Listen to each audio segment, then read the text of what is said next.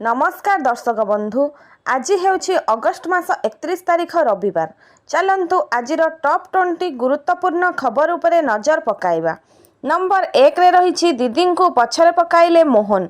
अक्लांत परिश्रम, निष्ठा, प्रतिश्रुतिबद्धता और बीजेपी सरकार अभिनव योजना को दक्षतार सह कार्यकारी करी सफलता पाइछंती मोहन माझी। लोकंक मुख्यमंत्री मोहन चरण माझी को मिलिछि जातीय स्वीकृति। देशर श्रेष्ठ मुख्यमंत्री तालिकार 8म स्थान में अछंती मोहन। बहु पुरुखा और अभिज्ञ मुख्यमंत्री को पछकु ठेली 14 मासर सरकार मंग धरिथिबा मोहन माझी दक्षता को लोक पसंद करिसंती। सबुठारु बड़ कथा हेउछि एही तालिकार मोहन माझी पश्चिमबंग मुख्यमंत्री ममता बनर्जी को पछरे पकाइछंती। जातीय स्तर में जनाशुना पत्रिका इंडिया टुडे सिभोटर पक्षरु मूड ऑफ द नेशन मिलित सर्भे रे देशर बृहत राज्यर मुख्यमंत्री दक्षता आकलन रे मोहन बेस आगरे अछंती। नंबर 2 रे रहिछि बढ़िबो चाषींक पंजीकरण अवधि। ଯେଉଁ ଚାଷୀମାନେ ଏପର୍ଯ୍ୟନ୍ତ ପଞ୍ଜୀକରଣ କରିନାହାନ୍ତି ସେମାନଙ୍କୁ ସୁଯୋଗ ଦିଆଯିବ। ଅବଧି ବଢ଼ିବା ନେଇ ଯୋଗାଣ ମନ୍ତ୍ରୀ କୃଷ୍ଣଚନ୍ଦ୍ର ପାତ୍ର ସୂଚନା ଦେଇଛନ୍ତି। ସେ କହିଛନ୍ତି ଯେ ଚଳିତ ବର୍ଷ ରେକର୍ଡ ସଂଖ୍ୟକ ଚାଷୀ ପଞ୍ଜୀକରଣ କରିଛନ୍ତି। ଯେଉଁମାନେ ଚାଷ ଛାଡ଼ିଥିଲେ ସେମାନେ ବର୍ତ୍ତମାନ ଚାଷକୁ ଫେରୁଛନ୍ତି। 19,67,000 ଚାଷୀ ପଞ୍ଜୀକରଣ କରିଛନ୍ତି। ଯେଉଁ ଚାଷୀ ରହିଗଲେ ତାଙ୍କ କଥା ବିଚାର ଚାଲିଛି। ଏଥିପାଇଁ ନିଷ୍ପତ୍ତି ଶୀଘ୍ର ନିଆଯିବ। ପଞ୍ଜୀକରଣ ଅବଧି बढ़िबो बोली जोगाण मंत्री कहिसंती। नंबर 3 रे रहिछि संसद रे शोभा पाइब 3 रथ चक्क। एणिकी संसद रे रहिबो जगन्नाथ महाप्रभुंक नंदीघोष, बड़ भाई बलभद्रंक तालध्वज और भौणी सुभद्रांक दर्पदलन रथर चक्क। संसद रे 3 ठाकुरंक रथर चक्क रखिबा पई श्री जगन्नाथ मंदिर प्रशासन प्रस्ताव देइथिला। आउ ओडिशा गस्तरे आसीथिबा लोकसभा बाचस्पति पुरी जाई महाप्रभुंक दर्शन करिबा समय रे एही प्रस्ताव को ग्रहण करिसंती। ए संपर्क रे सूचना देइछंती श्रीमंदिर मुख्य प्रशासन अरविंद पाढ़ी। नंबर 4 रे रहिछि फुलिबारे लागिछि ब्राह्मणी। 3 जिल्ला रे 50,000 रु अधिक लोक प्रभावित। रिलीफ को नहीं गाँ गाँ रे देखिबाकू मिलिछि असंतोष। बैतरणी बन्या रे भद्रक जिल्लार भंडारीपोखरी, धामनगर, चांदबाली, तिहिड़ी ब्लॉक रे व्यापक क्षयक्षति होइछि। एपरिकी आखंडलमणि, कुआखिया 20 नंबर जातीय राजपथर बोडक निकट रे रास्ता धोई जाइथिबारु एबे विपदपूर्ण भावे जा आस करुछंती लोके। सेहीपरि 4टी ब्लॉक रो 35टी पंचायतर हजार हजार हेक्टर चाष जमी रे धान तली उजुड़ी जिबाकू बसिछि। सुवर्णरेखा नदीर जलस्तर कमी थिले भी दुर्दशा बढ़ुछि। बालियापाल और भोगराई ब्लॉक रो बहु गाँ जलबंदी होई रहिछि।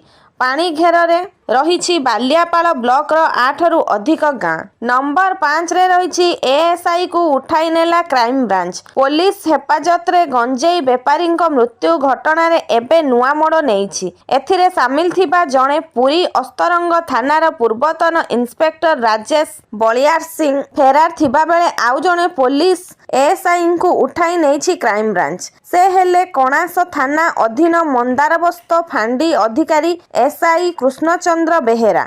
क्राइम ब्रांच अधिकारी माने तांको कटक रे रखी जेरा करुछंती। नंबर 6 रे रहिछि आईनजीबी को अन्य व्यवसाय मना। आईनजीबी लाइसेंस हासिल करिथिबा व्यक्तिंक पई बड़ खबर।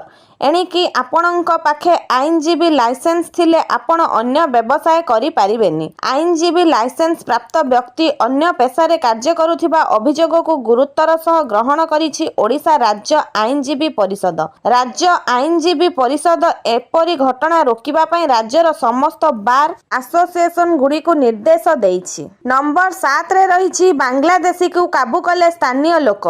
केन्द्रापड़ा जिला राजनगर ब्लॉक अंतर्गत गुप्तीघाट निकटरू जणे संदिग्ध बांग्लादेशी युवक स्थानीय लोके काबू करिसंती। युवक जनक घाट पाखरे थिबा एक मद दुकान आगरे छिड़ा होइथिले। एही समय से कौनसी कारणरू तळे पड़ी जाइथिले। तांको उद्धार करबा समय रे तांको अंटारे एक बंदूक खोसा जाइथिबार देखिबाकू मिलिथिला। परे स्थानीय लोके तांको काबू करी पुलिस को खबर देइथिले। रिपोर्ट लेखा जिबा सुद्धा तांकर परिचय स्पष्ट होई नाही। नंबर 8 रे रहिछि ट्रेन टॉयलेट रे मृतदेह। ଭୁବନେଶ୍ୱର ରେଳ ଷ୍ଟେସନ ଅଭାବନୀୟ ଘଟଣା। ଟ୍ରେନ୍ ଟଏଲେଟ୍ରୁ ମିଳିଲା ମୃତଦେହ। ସନ୍ଦେହଜନକ ଅବସ୍ଥାରେ ପୁରୁଷୋତ୍ତମ ଏକ୍ସପ୍ରେସ୍ ଶୌଚାଳୟରୁ ଯୁବକଙ୍କ ମୃତଦେହ ଉଦ୍ଧାର ହୋଇଛି। ଶୌଚାଳୟ ସଫେଇ ବେଳେ ଯୁବକଙ୍କ ମୃତଦେହ ପଡ଼ିଥିବା ଦେଖିବାକୁ ପାଇଥିଲେ ସଫେଇ କର୍ମଚାରୀ। ଏନେଇ ଜିଆର୍ପି ଅଧିକାରୀଙ୍କୁ ସୂଚନା ଦେଇଥିଲେ। ଘଟଣାସ୍ଥଳରେ ପହଞ୍ଚି ଯୁବକଙ୍କ ମୃତଦେହ ଜବତ କରିଥିବା ବ୍ୟବଚ୍ଛେଦ ପାଇଁ ପଠାଇଛନ୍ତି ଜିଆର୍ପି ପୋଲିସ। ଯୁବକଙ୍କ ପରିଚୟ ମିଳିପାରି ନାହିଁ। କେମିତି ମୃତ୍ୟୁ ହେଲା କାରଣ ଖୋଜୁଛି ଜିଆର୍ପି ପୋଲିସ। ନମ୍ବର 9ରେ ରହିଛି 1 ତାରିଖରୁ ଅପରେସନ ପ୍ରହାର। ନିଶା ନିବାରଣ ପାଇଁ ଅଣ୍ଟା ଭିଡ଼ିଲେ ରାଜ୍ୟ ସରକାର। ବେଧଡ଼କ ମାଦକ ଦ୍ରବ୍ୟ ସେବନ ଏବଂ ଏପର ଉପରେ ଲାଗିବ ଅଙ୍କୁଶ। ଭୁବନେଶ୍ୱର ସମେତ ସାରା ରାଜ୍ୟରେ ନିଶା ରୋକିବା ପାଇଁ ସେପ୍ଟେମ୍ବର 1ରୁ ଆରମ୍ଭ ହେବ ଅପରେସନ ପ୍ରହାର। ଏହା ଉପରେ ଅଙ୍କୁଶ ଲଗାଇବା ପାଇଁ ଆରମ୍ଭ ହେବ ନିଶା ବିରୋଧୀ ଧରପକଡ଼। ଏନେଇ ଶୁକ୍ରବାର ଲୋକସେବା ଭବନର ସମ୍ମିଳନୀ କକ୍ଷରେ ମୁଖ୍ୟ ଶାସନ ସଚିବ ମନୋଜ ଆହୁଜାଙ୍କ ଅଧ୍ୟକ୍ଷତାରେ ଅନୁଷ୍ଠିତ ଉଚ୍ଚସ୍ତରୀୟ ବୈଠକରେ ନିଷ୍ପତ୍ତି ନିଆଯାଇଛି। ଏହି ବୈଠକରେ ଆଇନମନ୍ତ୍ରୀ ପୃଥ୍ୱୀରାଜ ହରିଚନ୍ଦନ, ଅବକାରୀ ବିଭାଗର ପ୍ରମୁଖ ଶାସନ ସଚିବ ଭାସ୍କର ଜ୍ୟୋତି ଶର୍ମା, ଅବକାରୀ ବିଭାଗର କମିଶନର ପି ଅନ୍ୱେଷା ରେଡ୍ଡି, ଏନ୍ସିବିର ଆଞ୍ଚଳିକ ନିର୍ଦ୍ଦେଶକ କୁଳଦୀପ ଶର୍ମା, ଭୁବନେଶ୍ୱର କଟକର ଅତିରିକ୍ତ ପୋଲିସ କମିଶନର ନରସିଂହ ଭୋଳଙ୍କ ସମେତ ବିଭାଗୀୟ ଅଧିକାରୀ ବୃନ୍ଦ ଉପସ୍ଥିତ ଥିଲେ। ନମ୍ବର 10ରେ ରହିଛି ଆସୁଛି ବଡ଼ ବର୍ଷା। ଆସନ୍ତାକାଲିଠୁ ପ୍ରବଳ ବର୍ଷା। ଟ୍ରପ୍ ଲାଇନ୍ ପ୍ରଭାବରେ ରାଜ୍ୟରେ ଜାରି ରହିଛି ବର୍ଷା। ଆଜି ପାଇଁ 20 ଜିଲ୍ଲାକୁ ବିଜୁଳି ଘଡ଼ଘଡ଼ି ବର୍ଷା ନେଇ ୟେଲୋ ୱାର୍ଣ୍ଣିଂ ଜାରି କରିଛି ପାଣିପାଗ କେନ୍ଦ୍ର। ଉତ୍ତର ଓ ଉପକୂଳ ଓଡ଼ିଶାର କିଛି ଅଞ୍ଚଳରେ ହାଲୁକାରୁ ମଧ୍ୟମ ଧରଣର ବର୍ଷା ହେବାର ସମ୍ଭାବନା ରହିଛି। ଏହିସବୁ ଜିଲ୍ଲାରେ 30ରୁ 40 କିଲୋମିଟର ବେଗର ପବନ ବହିବାର ସମ୍ଭାବନା ରହିଛି। ସେପଟେ ଆସନ୍ତାକାଲିଠୁ ପୁଣି ବର୍ଷା ବଢ଼ିବ। ଆସନ୍ତା 3 ତାରିଖରେ ବଙ୍ଗୋପସାଗରରେ ଆଉ ଏକ ଲଘୁଚାପ ସୃଷ୍ଟି ହେବାର ସମ୍ଭାବନା ରହିଛି। ଏହା ପ୍ରଭାବରେ ରାଜ୍ୟରେ ପୁଣି ବର୍ଷା ବଢ଼ିବ। ଗୋଟିଏ ସେପ୍ଟେମ୍ବର ପ୍ରଥମ ସପ୍ତାହରେ ଓ ଆଉ ଗୋଟିଏ ଦ୍ୱିତୀୟ ସପ୍ତାହରେ ମଧ୍ୟ ସୃଷ୍ଟି ହେବାର ସମ୍ଭାବନା ରହିଛି। ପାଣିପାଗ ବିଭାଗ ପକ୍ଷରୁ ଆଗାମୀ 2 ସପ୍ତାହ ପାଇଁ ବିସ୍ତାରିତ ପାଣିପାଗର ପୂର୍ବାନୁମାନ ଜାରି ହୋଇଛି। ନମ୍ବର 11ରେ ରହିଛି ରାଜ୍ୟରେ ଶିକ୍ଷା ବ୍ୟବସ୍ଥାକୁ ନେଇ ବଡ଼ ବୈଠକ। ମୁଖ୍ୟମନ୍ତ୍ରୀଙ୍କୁ ଭେଟିଲେ କେନ୍ଦ୍ରମନ୍ତ୍ରୀ ଧର୍ମେନ୍ଦ୍ର ପ୍ରଧାନ। ମୁଖ୍ୟମନ୍ତ୍ରୀଙ୍କ ସରକାରୀ ବାସଭବନରେ ଏହି ବୈଠକ ହୋଇଥିଲା। ଏହି ବୈଠକରେ ଉଚ୍ଚଶିକ୍ଷା, ଗଣଶିକ୍ଷା, ବୈଷୟିକ ଶିକ୍ଷା ଉପରେ ଆଲୋଚନା କରାଯାଇଥିଲା। ଏହି ବୈଠକରେ ମୁଖ୍ୟମନ୍ତ୍ରୀ ଓ କେନ୍ଦ୍ରମନ୍ତ୍ରୀଙ୍କ ବ୍ୟତୀତ ଗଣଶିକ୍ଷା ମନ୍ତ୍ରୀ, ଉଚ୍ଚ ଶିକ୍ଷା ମନ୍ତ୍ରୀ, ବୈଷୟିକ ମନ୍ତ୍ରୀ ଓ ସ୍ୱାସ୍ଥ୍ୟ ମନ୍ତ୍ରୀ ଯୋଗ ଦେଇଥିଲେ। ସୂଚନା ଅନୁଯାୟୀ ପ୍ରାୟ 1.5 ଘଣ୍ଟାର ବୈଠକରେ ସ୍ୱାସ୍ଥ୍ୟମନ୍ତ୍ରୀ ଡକ୍ଟର ମୁକେଶ ମହାଲିକ, ଶିଳ୍ପମନ୍ତ୍ରୀ ସମ୍ପଦ ସ୍ୱାଇଁ, ଉଚ୍ଚଶିକ୍ଷା ମନ୍ତ୍ରୀ ସୂର୍ଯ୍ୟବଂଶୀ ସୁରଜ ଓ ବିଦ୍ୟାଳୟ ଓ ଗଣଶିକ୍ଷା ମନ୍ତ୍ରୀ ନିତ୍ୟାନନ୍ଦ ଗଣ୍ଡ ପ୍ରମୁଖ ସାମିଲ ଥିଲେ। ନମ୍ବର 12ରେ ରହିଛି ଧ୍ୱଂସ ହେଲା ମାଓ ଶିବିର। ମାଲକାନଗିରି ଛତିଶଗଡ଼ ସୀମାନ୍ତ ନାରାୟଣପୁର ଜିଲ୍ଲାର ଆବୁଝମାଡ଼ ଜଙ୍ଗଲରେ ସୁରକ୍ଷାକର୍ମୀ ଓ ମାଓବାଦୀଙ୍କ ମଧ୍ୟରେ ବଡ଼ ଧରଣର ଗୁଳି ବିନିମୟ ହୋଇଛି। ଏନ୍କାଉଣ୍ଟରରେ କିଛି ମାଓବାଦୀ ପ୍ରାଣ ହରାଇଥିବା ଆଶଙ୍କା କରାଯାଉଛି। ଘଟଣାସ୍ଥଳରୁ ଶତାଧିକ ବନ୍ଧୁକ ସହ ବିପୁଳ ପରିମାଣର ବିସ୍ଫୋରକ ସାମଗ୍ରୀ ଜବତ ହୋଇଛି। ନାରାୟଣପୁର ଜିଲ୍ଲାର ଡିଆର୍ଜି ବାହିନୀ, ଏସ୍ଟିଏଫ୍ ଓ ଆଇଟିବିପିର ଯବାନ ମିଳିତ ଅପରେସନ ବେଳେ ସୁରକ୍ଷାକର୍ମୀଙ୍କୁ ଏହି ସଫଳତା ମିଳିଛି। ଲଗାତାର 5 ଦିନ ଧରି ଜାରି ରହିଥିଲା ମାଓ ଦମନ ଅପରେସନ।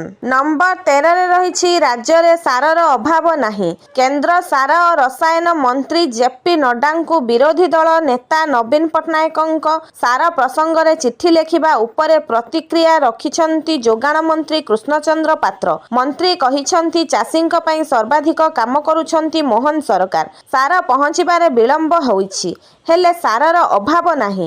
ଯେଉଁଠି ବିଳମ୍ବ ହୋଇଛି ସାର ପହଞ୍ଚିବାରେ, ସେଠି ପହଞ୍ଚିବାକୁ ପଦକ୍ଷେପ ନିଆଯିବ ବୋଲି ମନ୍ତ୍ରୀ କହିଛନ୍ତି। ନମ୍ବର 14ରେ ରହିଛି ଭାରତର ଜିଡିପିରେ ରେକର୍ଡ ବୃଦ୍ଧି। ଚଳିତ 2025-26 ଆର୍ଥିକ ବର୍ଷର ପ୍ରଥମ 3 ମାସରେ ଭାରତର ଜିଡିପି ହାର ରହିଛି 7.8%।